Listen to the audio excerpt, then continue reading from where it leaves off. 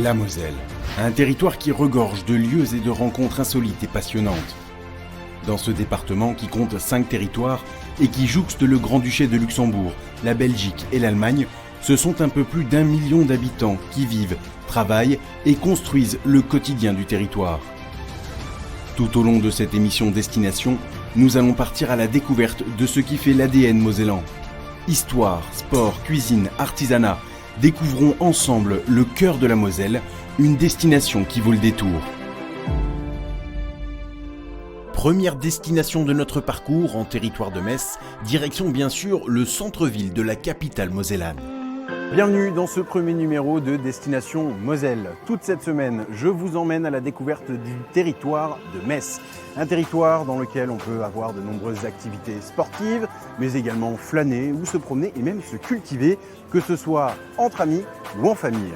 Mais avant, intéressons-nous au centre-ville historique de cette ville et à sa dimension culturelle.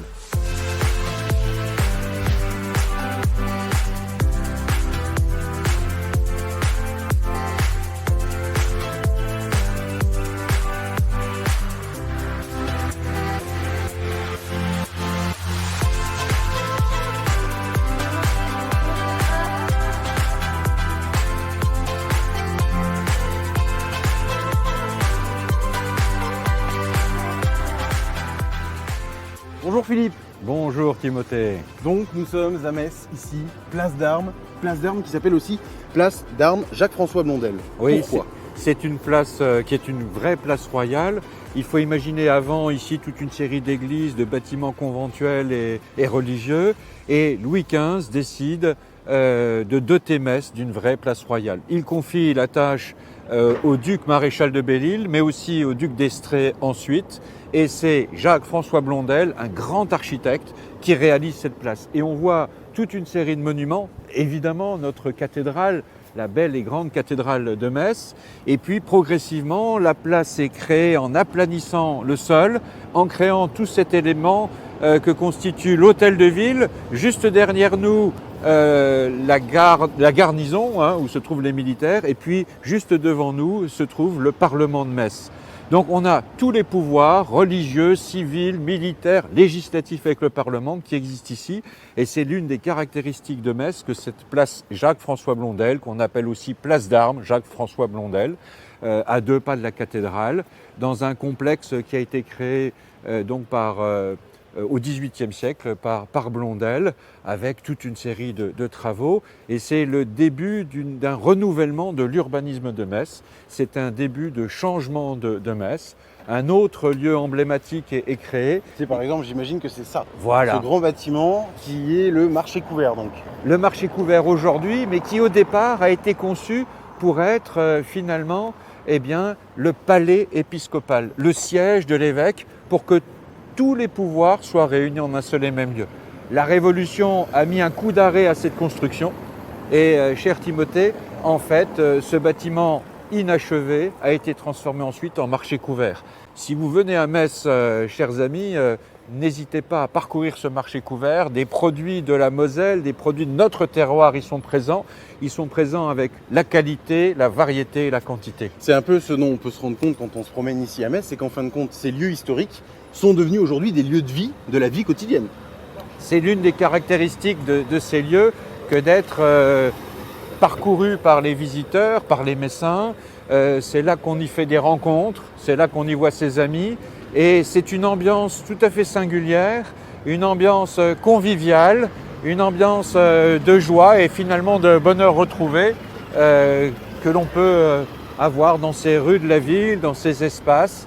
La pierre jaune de Metz. Pierre de Jaumont. Voilà, cette pierre de Jaumont donne un cachet tout à fait particulier et original.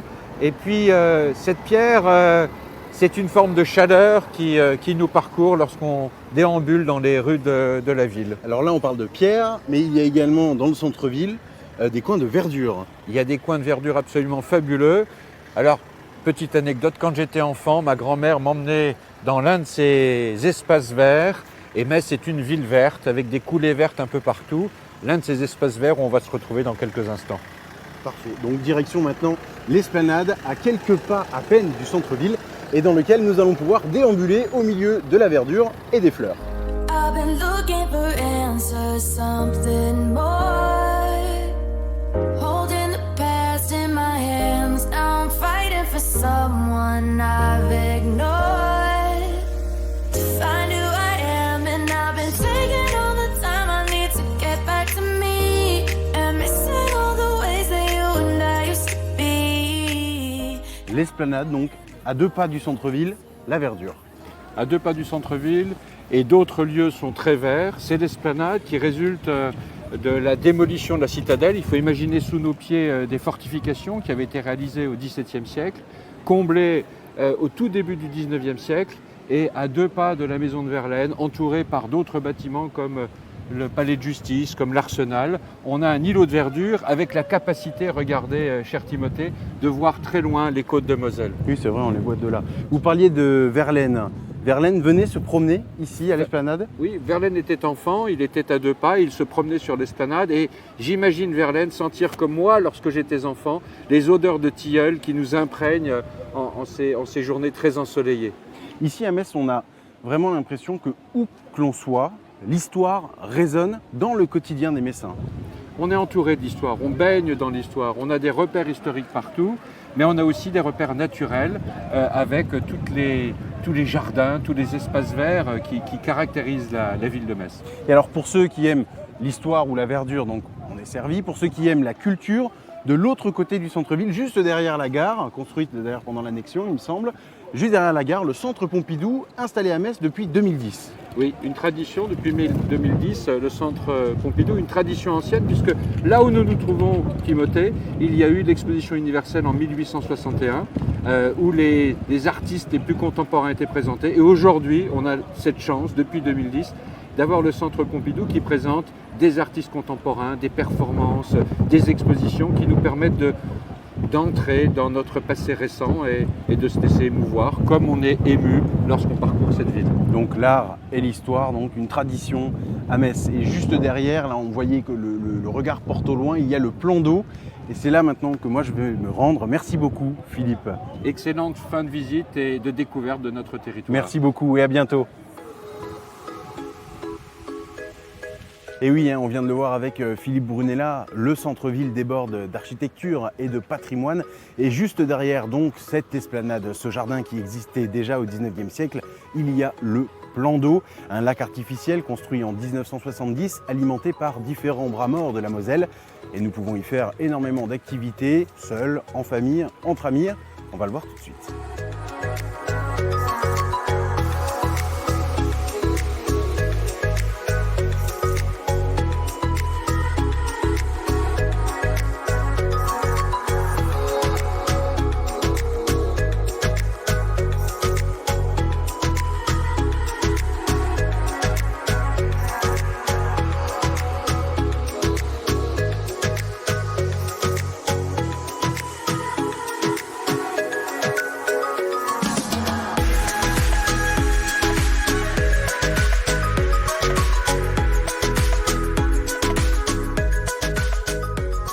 Bonjour Denis. Bonjour. Donc ici, sur le plan d'eau, l'une des activités, c'est faire du bateau sur la Moselle donc. Tout à fait. Alors qu'est-ce que vous avez à proposer comme ça aux gens qui viennent découvrir la ville de Metz? Eh bien écoutez, au Quai des Régates, vous avez des activités nautiques, les activités de pédalo, les activités de bateaux électriques sans permis et les activités de port miniature, c'est-à-dire c'est des petits bateaux destinés principalement aux enfants de moins de 10 ans. Alors ces activités se font jusqu'au mois d'octobre. Et pour les bateaux électriques, les enfants peuvent commencer à les conduire à partir de l'âge de 16 ans. Les plus grands bateaux, ils peuvent accueillir jusqu'à 10 passagers. Et en matière de pédalo, vous pouvez monter jusqu'à 5 sur le plus gros des pédalos. Donc c'est parfait pour profiter d'une journée en famille ou entre amis. C'est tout à fait. Vous pouvez profiter en individuel, en familial ou en groupe. Je peux vous en piquer un pour faire un tour? Bien sûr, profitez-en, il fait beau.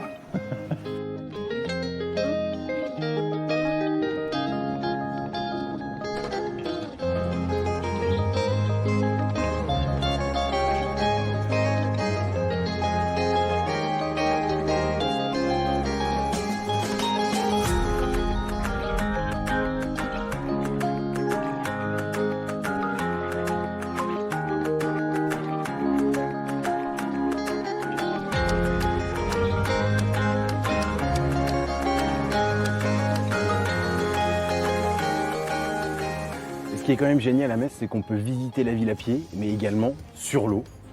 Et pour bien en profiter, c'est comme quand on se promène à pied, il faut savoir lever la tête.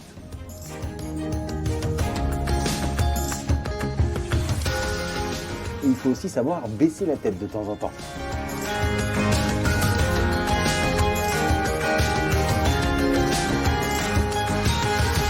Après cette petite escapade en bateau, j'ai bien envie de retrouver la terre ferme, à quelques kilomètres à peine de Metz, direction Amnéville.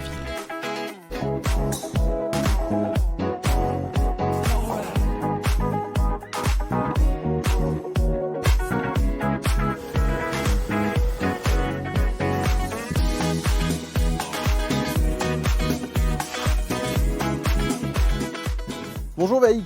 Bonjour Tim, bienvenue. Merci. Donc vous êtes le directeur des lieux. Absolument.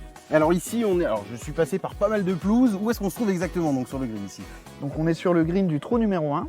Donc ici on a en total 18 trous. Il y a 70 hectares au total. 70 hectares rien que pour les golfeurs, c'est quand même pas mal. Mais on peut Il y a venir de la ici- verdure. On peut venir ici également pour autre chose, pas seulement pour jouer au golf, y compris pour ne serait-ce que manger. Absolument. On a une restauration, donc que ce soit le golf ou la restauration, c'est ouvert à tout le monde. Et on fait des initiations tous les dimanches. Donc n'hésitez pas, venez nombreux, on vous attend. Je vois qu'il y a un joueur là-bas, on peut peut-être le rejoindre. Bien sûr, c'est parti, on y va? En golfette. C'est vous qui roulez. Ok.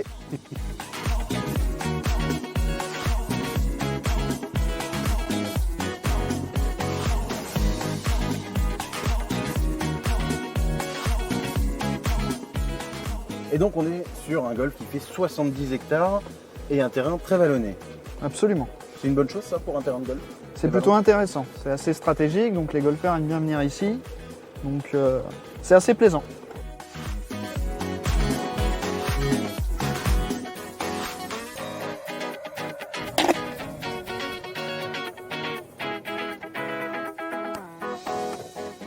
Bonjour Cyril. Bonjour Tim, Ça va Cyril? très bien Vaïk.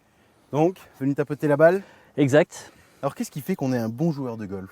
À quel âge est-ce qu'il faut commencer? Est-ce qu'il faut commencer jeune ou est-ce que peu importe? Il n'y a pas d'âge pour commencer. On prend du plaisir à n'importe quel âge. Le tout, c'est d'y consacrer un minimum de temps pour pouvoir répéter et avoir un mouvement assez régulier qui permet de régulariser la frappe, la trajectoire et donc sa direction et sa distance. Sport de précision donc. Tout à fait, un sport d'adresse qui est assez technique, mais dans lequel on prend vite du plaisir.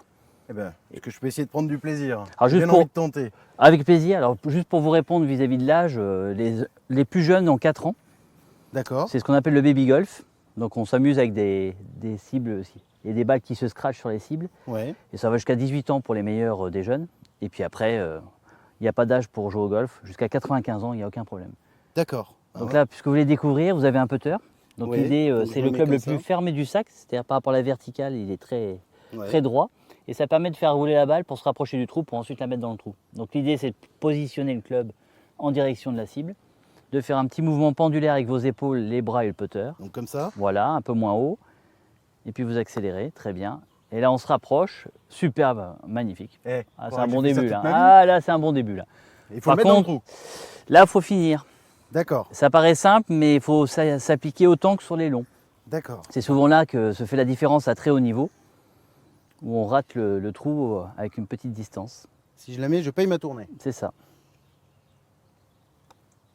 Impeccable. Alors, Bravo, toutes mes félicitations. Il y a du Très fier talent. de moi. Il y a du talent. ben merci beaucoup. Je vous en prie. Merci. Ben, en tout cas, ça donne bien envie effectivement de venir s'adonner au golf et découvrir donc ce sport, un sport d'adresse, vous avez dit Cyril. Tout à fait. Et de nature. Et de nature. Oui, c'est vrai qu'on est vraiment ici en pleine nature. On pourrait presque dire en pleine cambrousse, mais bon, le gazon est bien tondu quand même.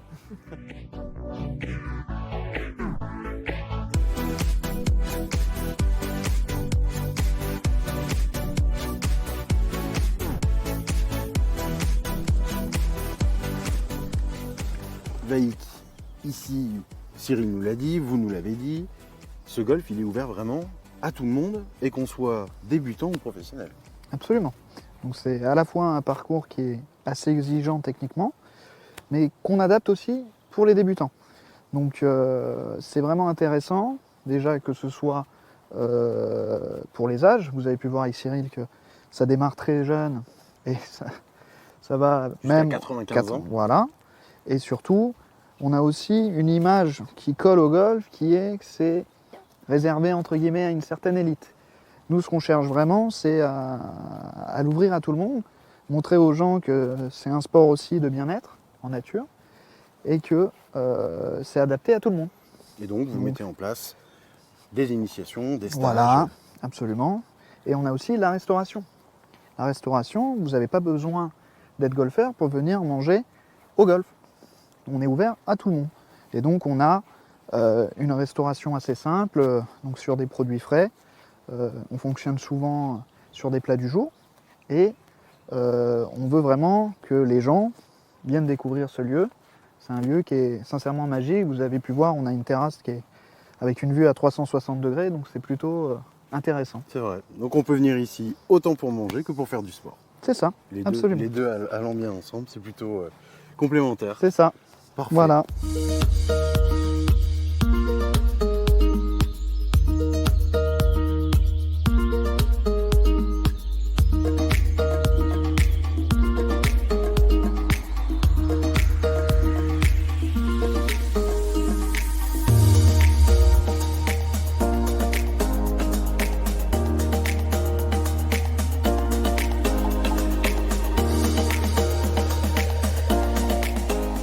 Bonjour Thomas. Bonjour. Donc vous êtes responsable de la pédagogie ici au zoo d'Amnéville. C'est quand même un zoo incroyable avec une diversité animale exceptionnelle. Exactement, c'est un parc où aujourd'hui on va retrouver un petit peu de tous les taxons, donc ce qu'on appelle vraiment les familles animalières. On va trouver des mammifères, des reptiles, des très grands mammifères, des tout petits, des oiseaux, vraiment beaucoup d'animaux différents et donc ils vont représenter un petit peu tous les animaux du monde entier. Donc on a environ 170 espèces animales des quatre coins du monde. Voilà. Et ici alors, où est-ce qu'on se trouve? Là on a quand même les animaux de la savane en fin de compte. Exactement, donc ici on a essayé de représenter un petit peu les différentes interactions qu'il peut y avoir entre des animaux dans la savane africaine. Forcément, on ne va pas mettre des lions ou des guépards avec nos grands herbivores, mais si vous voulez, vous avez donc les girafes. D'ailleurs, cette girafe-là, c'est une girafe qui est dite de Rothschild. Il y en a un peu plus de 600 dans la nature, donc c'est une espèce qui est particulièrement menacée. C'est une sous-espèce de girafe menacée. Et puis on a ensuite d'autres espèces donc d'antilopes, des grues, et puis les autruches, les fameuses. C'est vrai que quand on entend parler des zoos, qu'on vient aux zoos, on voit des animaux, mais on oublie parfois que les zoos participent aussi à la préservation de certaines espèces. Exactement. Le rôle d'un zoo aujourd'hui, ce n'est pas forcément de faire de l'exhibition. Le rôle d'un parc zoologique aujourd'hui, c'est faire de la conservation et de la pédagogie. Donc vraiment l'intérêt, c'est déjà de pouvoir communiquer sur ces animaux sur lesquels on a un impact direct. Notre mode de vie, nous, ici, chez nous, à Paris, en France, partout, ça va avoir un impact direct sur leur vie à eux, en Afrique. Donc déjà ça c'est bien d'en prendre conscience et de le faire ici devant ces animaux qui en sont les ambassadeurs. Et ensuite, eh bien, nous on va constituer un réservoir génétique où finalement on va garder, un petit peu comme dans une arche de Noé, un certain nombre d'animaux pour arriver à avoir ex situ, en dehors de la nature, suffisamment pour pouvoir faire de la reproduction et si besoin, si le milieu naturel vient à manquer d'individus pour continuer à faire perpétuer l'espèce, eh bien nous, on va à ce moment-là prendre des animaux qu'on a dans ces parcs zoologiques, les faire reproduire et ces bébés, eh bien on va pouvoir les réintroduire dans la nature pour pouvoir alimenter cette population sauvage très fragile. Alors vous êtes responsable de la pédagogie, on l'a dit tout à l'heure, mais vous êtes également éthologue. Qu'est-ce que c'est éthologue? L'éthologue, c'est vraiment le spécialiste du comportement animal et humain dans son milieu donné. Donc c'est-à-dire qu'on va vraiment étudier le comportement d'un animal, pourquoi il fait ça, comment il le fait, à quoi ça sert, d'où ça vient, et donc dans un milieu donné. Et vraiment le but de l'éthologie, c'est de comprendre ces animaux, d'en savoir toujours plus. Dans la nature, on en apprend beaucoup pour les protéger, et puis pour mieux s'en occuper ici en parc zoologique. Et puis en attendant, en parc zoologique, ça sert vraiment à faire augmenter tout ce qui est bien-être. On a des animaux qui sont dans un milieu qui est donc un environnement qui est clos, ils vont avoir des comportements qui vont se faire en fonction de ça. Et nous, on doit vraiment étudier tout ça pour répondre au mieux à leurs besoins et faire en sorte qu'ils soient le mieux possible. Parfait. Merci Thomas. De rien.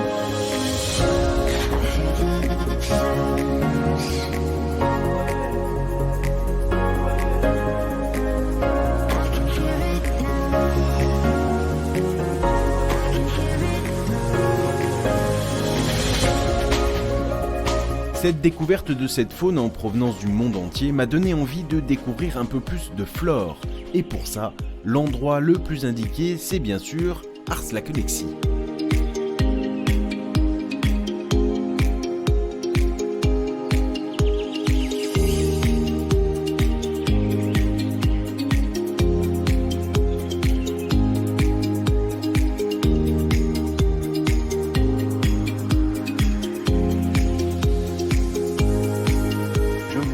à la découverte d'un jardin extraordinaire, avec des arbres qui viennent du monde entier et une collection de fruits unique en France. Et tout de suite, pour en savoir un peu plus, je vais rejoindre Pascal.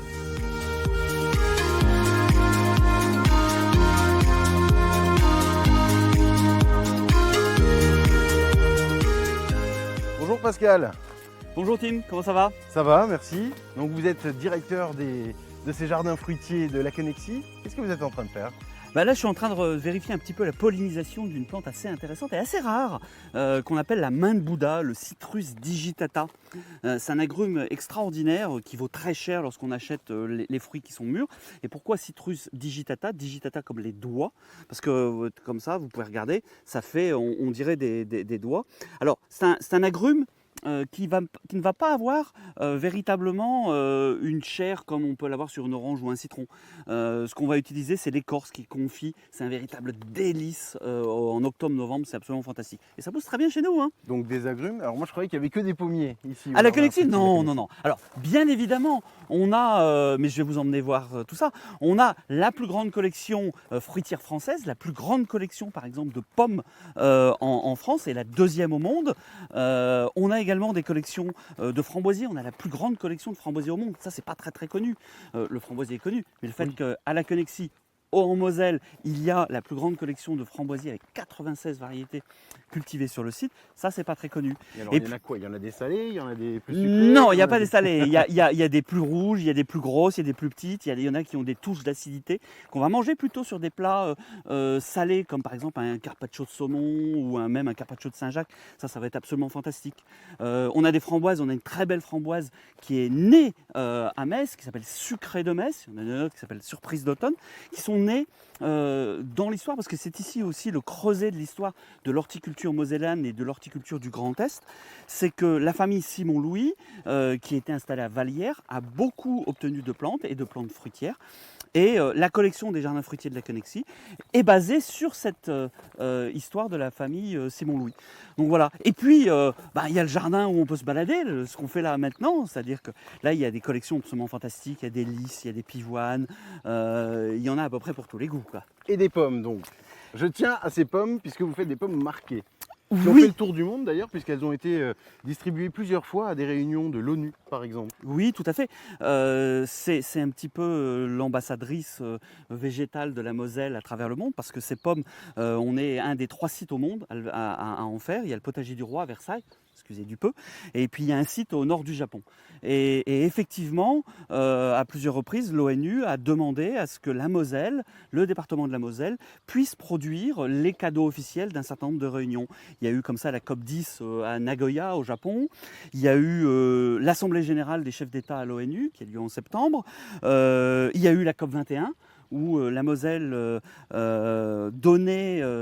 offrait ses cadeaux officiels donc, aux chefs d'État. Et puis d'autres réunions, et puis par exemple l'Assemblée générale des départements de France qui avait eu lieu il y a quelques années à Metz, où on avait eu le petit clin d'œil avec le président Patrick Weiten de faire imprimer, de marquer cette pomme avec le logo de chaque département. Donc c'était quand même assez intéressant pour chaque président de département de voir cette pomme marquée. Et on a également, ici au Jardin fruitier de la Connexie, un nouvel espace. Effectivement, on va aller le voir. Ça, c'est presque secret défense parce qu'on vient juste de l'ouvrir. Donc, juste en exclusivité, on va aller le voir.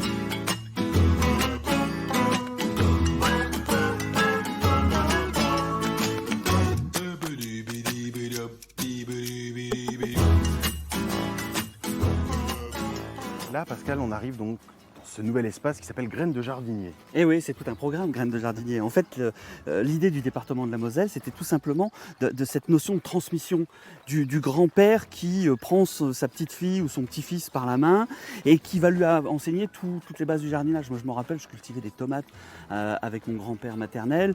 Et donc, on a voulu, à travers cet espace, transmettre un certain nombre de choses. Donc on va transmettre des valeurs vis-à-vis des abeilles, on va donner des idées aussi aux visiteurs.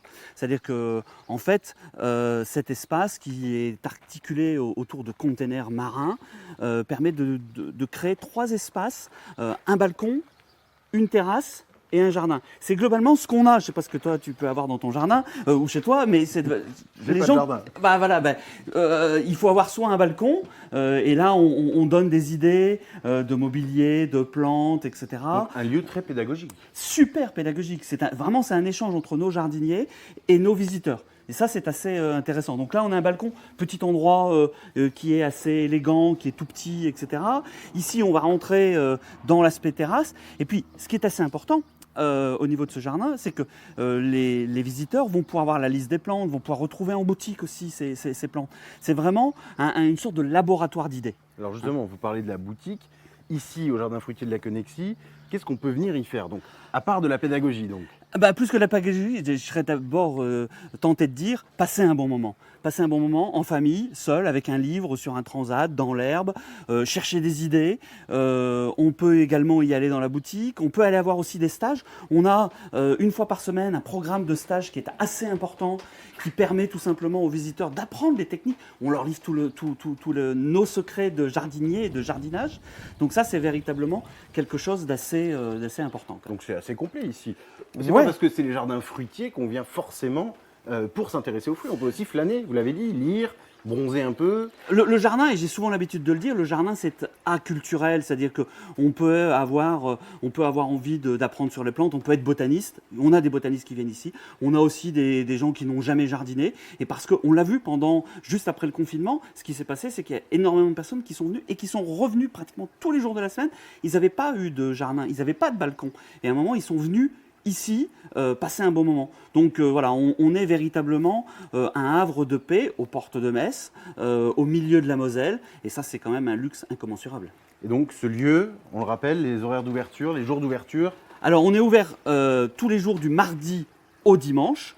Mardi, mercredi, jeudi, vendredi, on est ouvert de 10h à 18h. Et samedi, dimanche, de 10h à 19h. De quoi presque prendre l'apéritif au moment du coucher du soleil. En tout cas, ça laisse le temps d'en profiter. Voilà, tout à fait. Merci beaucoup, Pascal. Merci, et puis à bientôt au milieu de nos fleurs. À bientôt, tout à fait.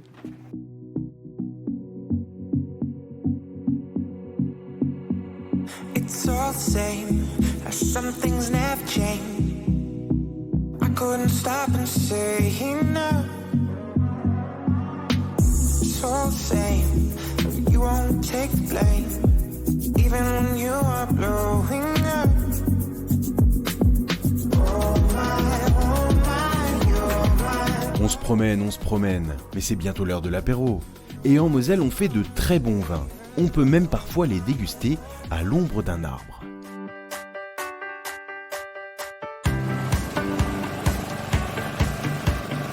La Moselle, un territoire viticole. Et justement, aujourd'hui, je me trouve au domaine Les Béliers, un domaine assez exceptionnel et on ne fait pas que du vin. Vous allez voir, je rejoins tout de suite Ève Maurice, la directrice des lieux.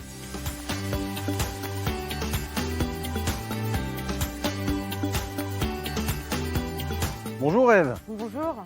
C'est donc vous qui gérez ce domaine, un domaine exceptionnel donc, ce vignoble.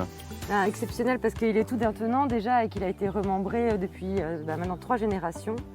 On travaille sur 6 hectares de vignes au cœur du vignoble mosellan. Ça représente combien de bouteilles, ça, 6 hectares? On est entre 25 000 et 30 000 bouteilles par an. Ah oui, quand même. Et alors, quel genre de vin? On va faire surtout des vins blancs secs, en majorité, qui sont les plus typiques de la Hauts-et-Moselle, à base d'auxerrois, de Müller-Thurgau, de pinot gris, et puis du rouge en pinot noir. J'ai un peu de gamay aussi, de gewürztraminer et de pinot blanc, qui sont des cépages secondaires. Alors, le cépage de Moselle, on dit souvent que c'est un cépage particulier. Qu'est-ce qu'il a de particulier? Mais il est adapté au sol. Déjà, c'est des cépages souvent qui aiment les sols calcaires, comme on est sur une côte calcaire. Et c'est des cépages qui, en général, ont un cycle assez court. Comme ça, ils sont moins sensibles aux gelées de printemps. Et ils sont en mûr assez tôt en fin de saison, lors des années fraîches. Ce qu'on a plus spécialement en ce moment. Alors donc un domaine exceptionnel en termes de vignoble, en termes de cépage, mais également parce qu'on y fait du vin, mais on peut également dormir dans les arbres. C'est un peu le principe de l'agro-tourisme, agritourisme, c'est de pouvoir faire partager aux gens qui viennent sur place nous voir la manière dont on vit, l'endroit où on est et se faire un peu aussi, faire que les gens se réapproprient les coteaux de Moselle qui ont été longtemps délaissés. Donc c'est par le tourisme, l'accueil dans notre secteur, sur nos sites. Et si on allait voir? On peut, venez. À pied alors.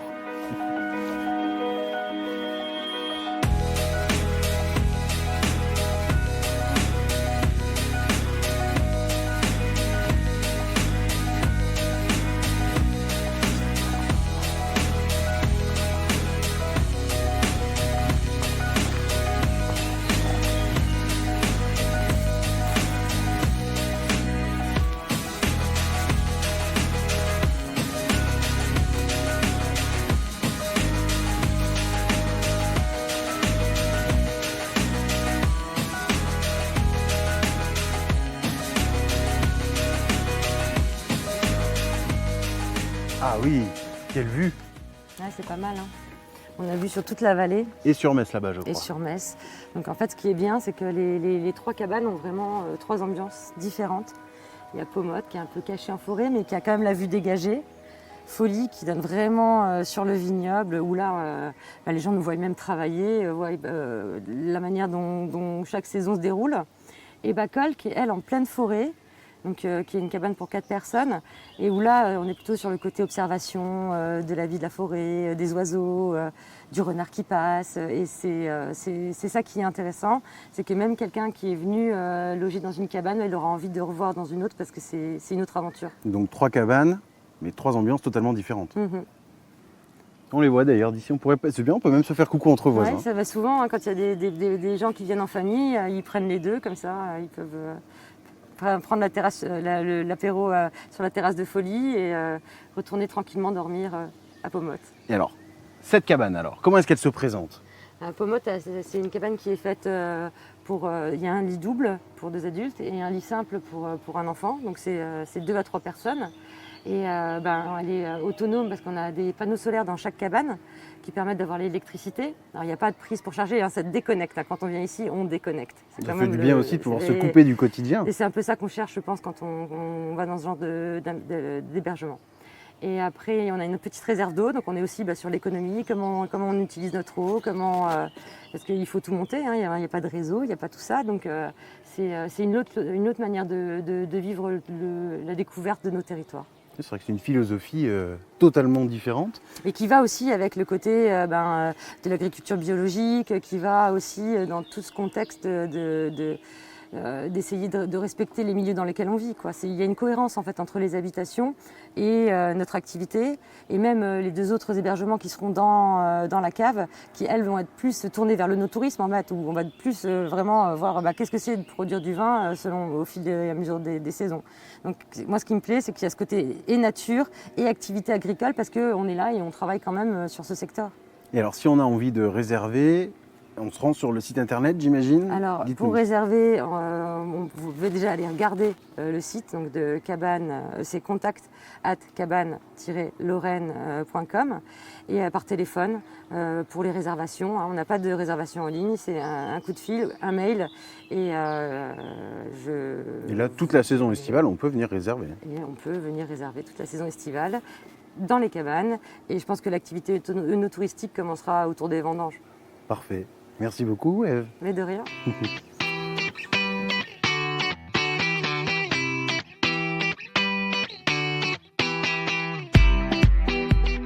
À Ancy-sur-Moselle, on peut donc dormir dans les arbres. Et à quelques pas de là, ici, entre Jouy-aux-Arches et Ars-sur-Moselle, on peut découvrir un patrimoine exceptionnel, comme cet aqueduc gallo-romain qui date du IIe siècle de notre ère.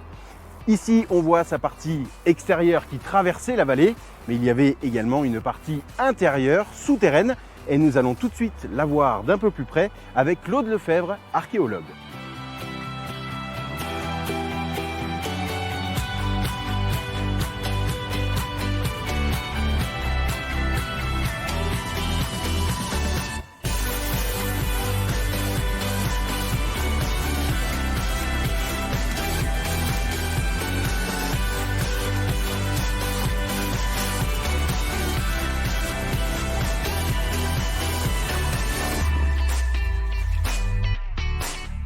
Bonjour Claude.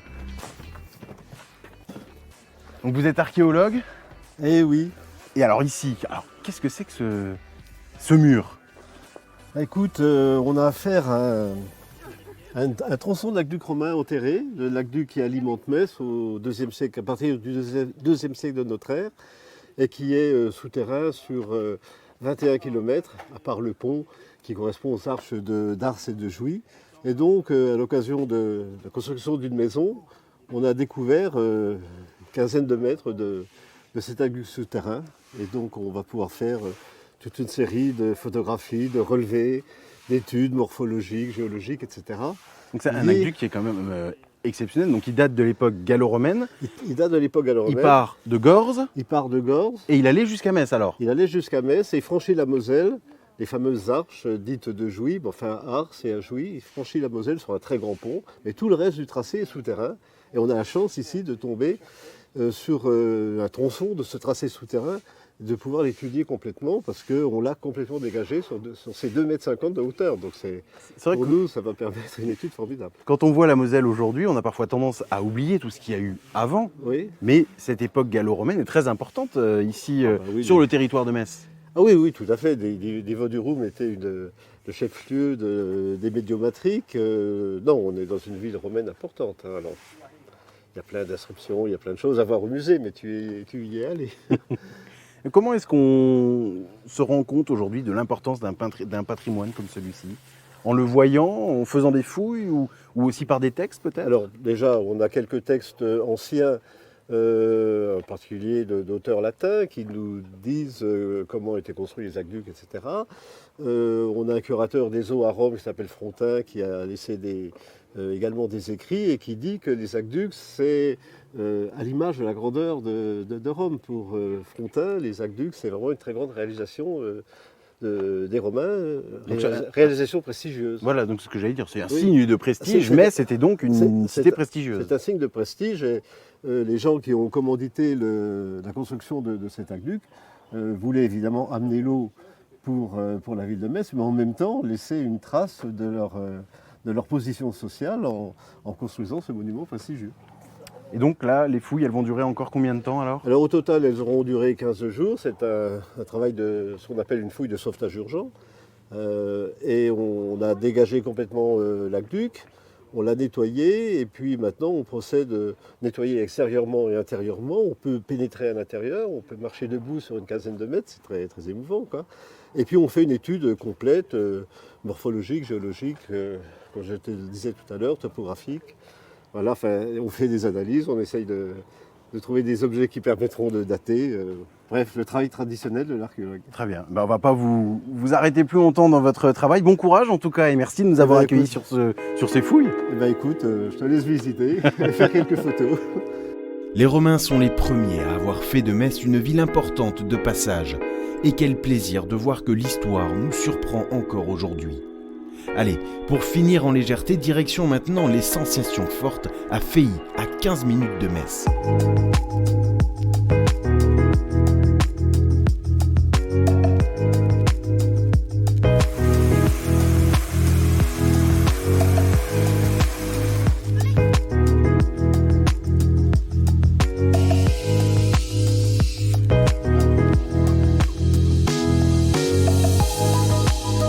Ici, à Feilly, se trouve le parc Pokéland, un parc d'activités à faire en famille ou entre amis et dans lequel on ne s'ennuie pas, et je vais vous le prouver.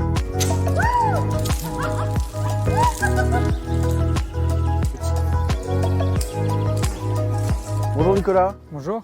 Donc vous êtes le fondateur de ce parc de Pokéland. Comment est-ce que vous l'avez imaginé? Qu'est-ce que vous avez voulu créer ici? Fondateur, alors il a été créé à la base par ma famille, donc on est avec mon père initialement.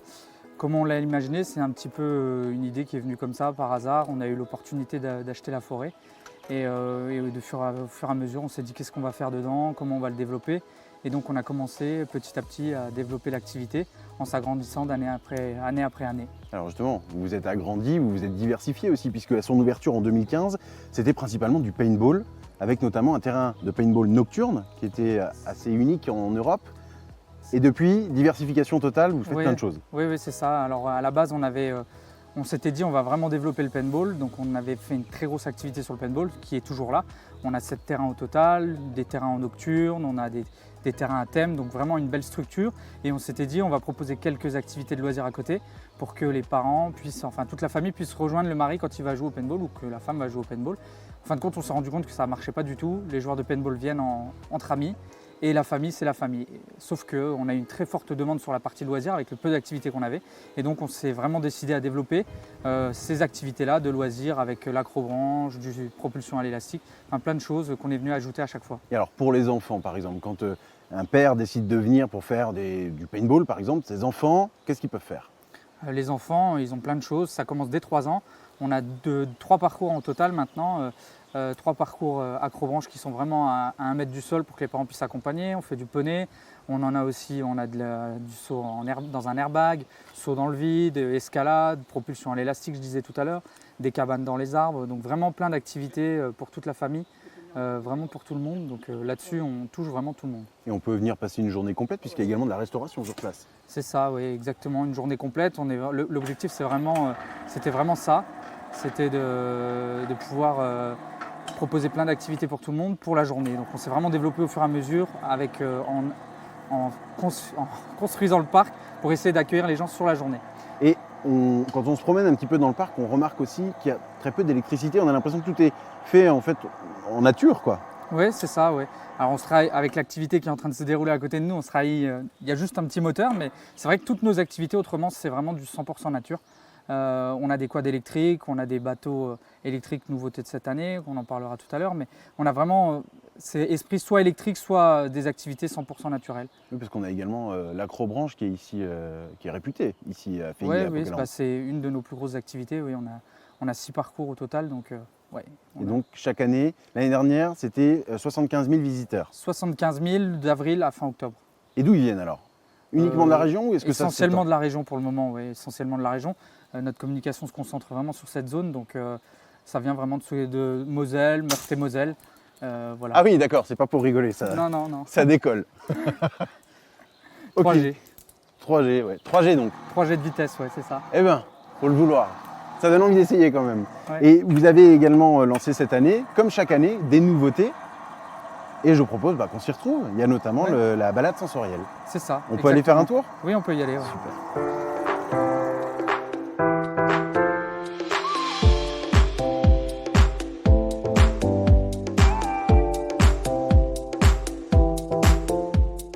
Donc là maintenant, on est pieds nus, Nicolas, et on va donc découvrir ce parcours sensoriel. On va marcher, c'est ça? Combien de mètres il fait? De quelle longueur? Il fait à peu près 200 mètres environ. Là, c'est particulier au début, le fait de marcher pieds nus dans le gravier. C'est ça, ouais. On découvre, on a différents box et puis à chaque fois avec des choses différentes. Là par exemple, on marche sur les pommes de pin, on va marcher sur des galets. On fait aussi un peu d'équilibre sur les troncs qu'on a découpés. Donc c'est vraiment 100% fait maison.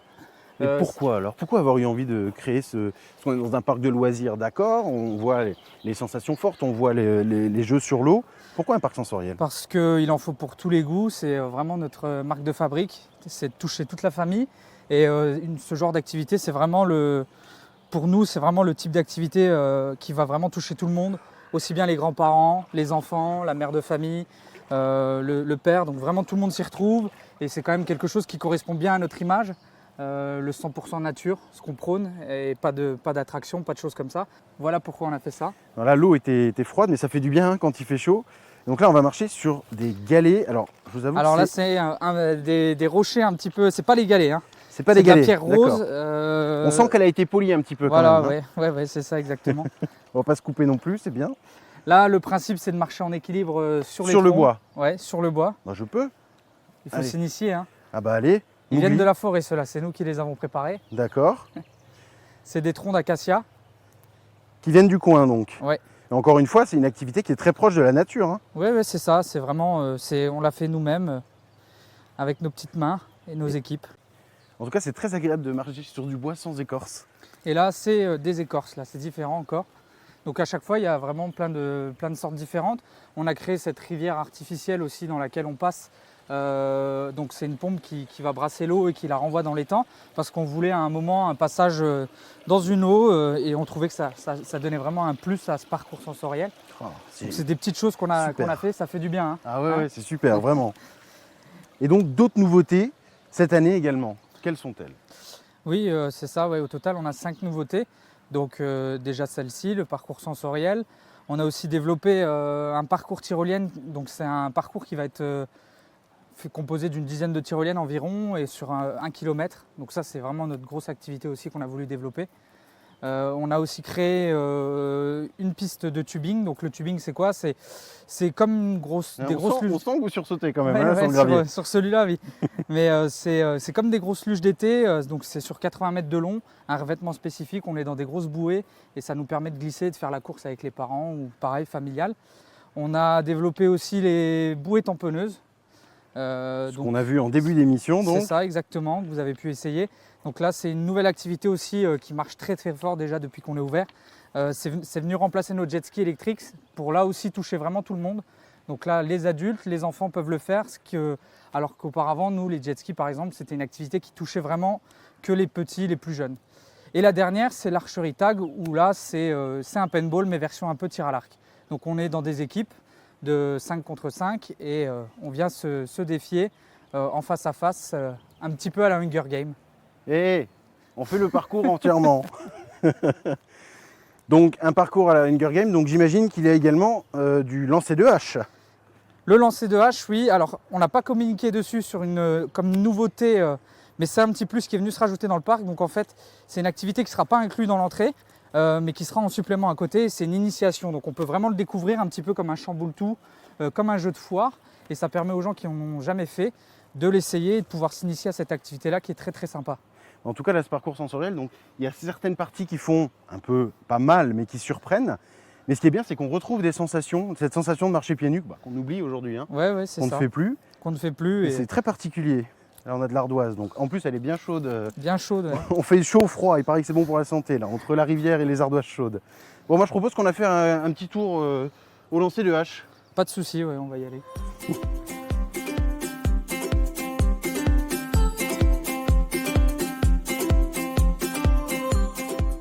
Nicolas, quand on voit toutes ces activités là, qui sont très diverses et qu'on ne retrouve pas en Moselle ou même peut-être bien dans le Grand Est, on peut se demander comment vous vient ces idées d'activités. Eh bien, ça vient un petit peu de tout le monde. C'est un cocktail explosif, mélange d'idées de moi. Il y a des idées de moi, des équipes qui travaillent ici. On prend aussi beaucoup en compte les avis des clients. Donc on met pas mal de choses en place pour essayer de récupérer un maximum d'avis pour la clientèle qui est déjà passée. Et puis après, on apprend aussi de nos erreurs. On modifie des activités, on change, comme par exemple les jet skis qu'on a remplacés par les bouées tamponneuses. Et on fouille pas mal aussi sur les foires. On va à beaucoup d'événements qui vont présenter beaucoup de nouveautés, ces choses-là. Et donc on essaie de participer et de voir un peu ce qui pourrait être nouveau et ce qu'on pourrait amener dans le parc.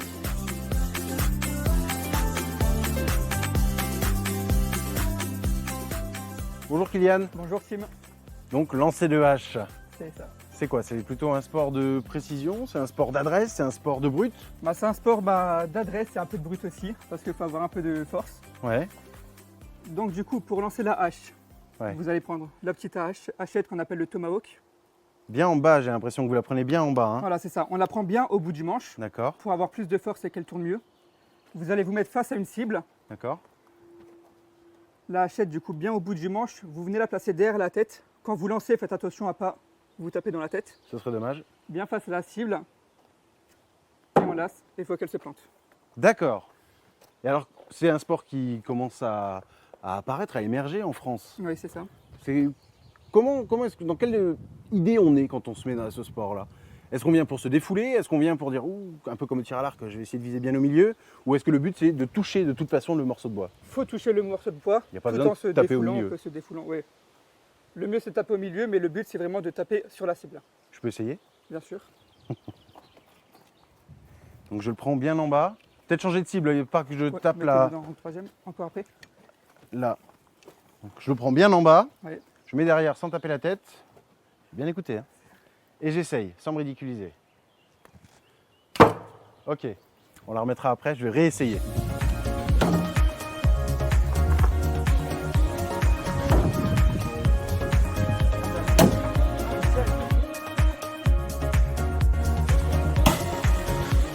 Pas dedans. En tout cas, une chose est sûre, ça défoule bien. Merci beaucoup Kylian, merci beaucoup Nicolas de nous avoir accueillis. On rappelle les horaires d'ouverture. Alors on est ouvert avril, mai, juin uniquement les week-ends des vacances scolaires. Et juillet et août, on est ouvert tous les jours, 7 jours sur 7, de 10h30 à 18h30. Eh ben, en tout cas, on reviendra. Merci beaucoup de nous avoir accueillis. Merci, au revoir et à bientôt. Au Pokéland à Feilly, à quelques kilomètres de Metz, un parc de loisirs parfait pour tous ceux qui aiment les sensations fortes, mais également les sorties en famille. On peut également manger sur place. Bref, on peut y passer la journée. À demain pour de nouvelles aventures. Enfin, j'espère. Quel voyage! Le territoire de Metz comporte autant de surprises que d'activités. Du patrimoine au sport, en passant par la découverte des animaux, mais aussi des arbres et de fleurs exceptionnelles. Autant de surprises qui, définitivement, font de Metz une destination de choix. Allez, vivement la semaine prochaine pour vivre de nouvelles découvertes au cœur de la Moselle.